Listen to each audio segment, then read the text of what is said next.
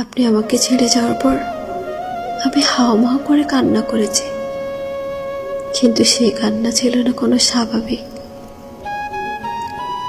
ছিল এক নিঃশব্দ তাণ্ডব।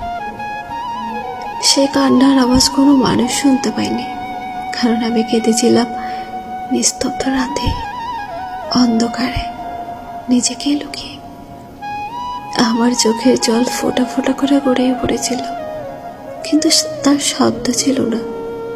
আমার বুকের ভেতর বিস্ফোরণ ঘটেছিল, অথচ তার ধ্বনি ছিল বোবা।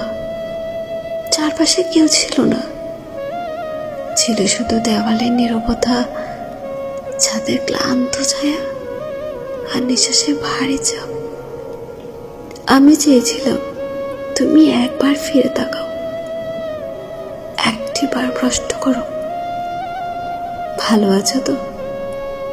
কিন্তু তুমি চুপ ছিলে, সময়ের মতোই নিষ্ঠুর। আমার কষ্ট আমার গলার কাছে এসে আটকে গিয়েছিল, আমি কথা বলতে পারিনি। একজন বোবার মতো শুধু কাঁদতে কাঁদতে গলে গিয়েছিলাম ভেতরে ভেতরে। আকাশে চাঁদ ছিল, কিন্তু তার আলো যেন আমায় ছুঁয়ে যায়নি।